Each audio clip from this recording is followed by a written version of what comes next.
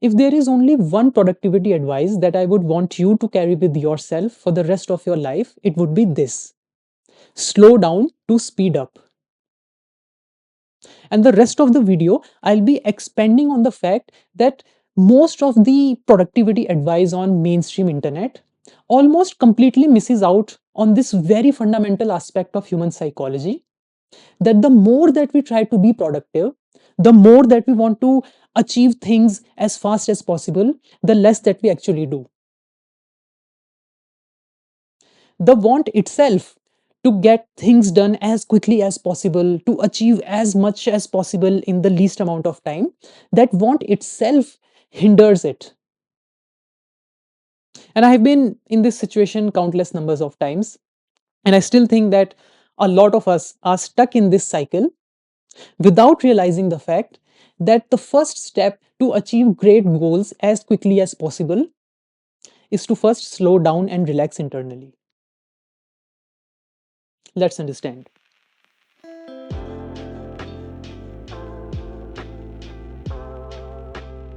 So, if you have been anything like me, wanting to be as productive as possible to achieve many different goals in a short span of time, I'm sure at some point of time you would have gone to the internet to get some help. And what do we usually find? Tools, techniques, apps, morning routines, cold showers, get that supplement, use this app, calendar optimization, and God knows what different sort of things. But notice that all of these things focus directly on the output in some way. While the ironic truth here is that if we truly want to speed up our outputs, we first have to slow down. And I'm not talking about our actions, I'm talking about our chattering mind.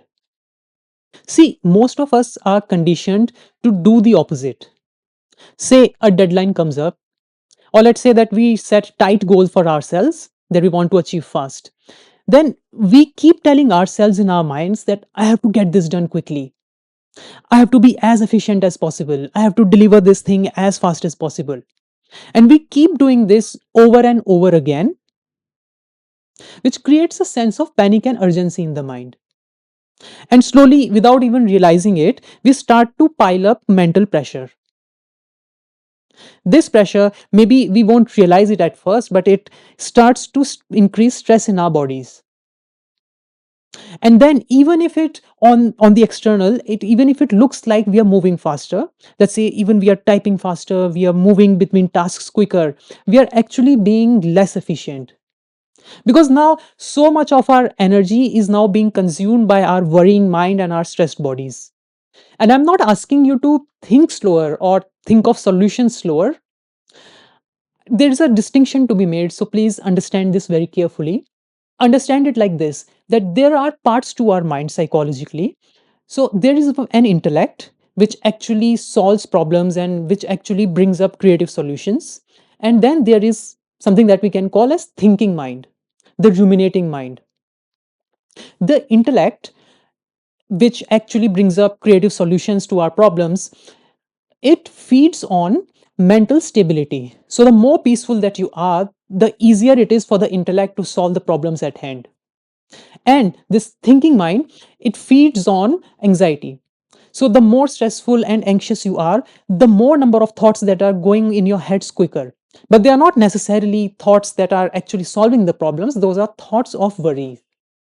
So when I say that we have to slow down, we are not dulling our intellect. We are actually slowing down the worrying mind. We are relaxing the mind that feeds on anxiety, and we are taking a step back from being anxious and stressed in our bodies. And this frees up a lot of mental bandwidth and energy for our intellect to do its job properly and bring up creative solutions as fast as possible. So, as we take steps back away from our ruminating and worrying mind, we reduce the stress in our bodies, which eventually leads us to faster output. So, as counterintuitive as it sounds, relaxing is actually the first step in getting things done quickly, in being more efficient. So, now let's see a few practical steps that we can take to make this happen. And there are a lot of different ways in which you can do it, and you can search online for these as well, but I'm going to list down some of the things that have worked really well for me. So the steps that I take to take out worry out of the worrying mind are basically threefolds. First is to do something that reduces mental stress. Second is doing something that reduces bodily stress. And third is simply accepting a spiritual truth. So the first, which is to reduce the mental stress, the easiest thing that you can do is to just write down all the tasks that you have to do. Now, I know that it would sound super trivial, but it actually has a lot of psychology behind it. See, when you write things down, all the things that you need to do on a piece of paper or somewhere, it creates an impression in the subconscious mind that you have taken load out of that you have taken load out of your mind and put it somewhere outside. So if you have to do a lot of things today or in the days to come, just write all those things down, and believe me, it does have an impact. Second, to relax your body. See, stress in the body is mostly stored in three positions. Our tightened shoulders. So when we are stressed, our shoulders get tightened, our stomachs get tightened, and there's sense of heaviness in the body. So the easiest things that you can do is firstly relax your shoulders, relax your stomach, and take deep breaths. Before doing anything, if you do these three things, you will immediately see that your nervous system is now more regulated than before.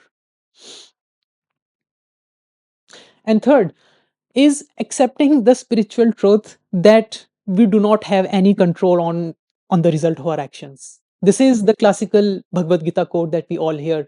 But we truly do not have any control on whether we would be able to actually achieve these things in the time that we have or not. The only control that we have is to do our inputs properly without worry, and that the rest universe decide. So I would say, even following these three very simple steps, a lot of anxiety and worry will be taken out of the necessity to be more productive and achieve things quickly. And so once we understand this clearly, I'm pretty sure that the tasks won't feel as heavy as before. We'll have a clarity of what we are going to do, and we'll actually achieve things faster. Not because we are rushing, but because we are now not fighting ourselves in our minds. So I hope you derived some value out of it. And whenever next time you want to achieve big goals as fast as possible, just remember to slow down first.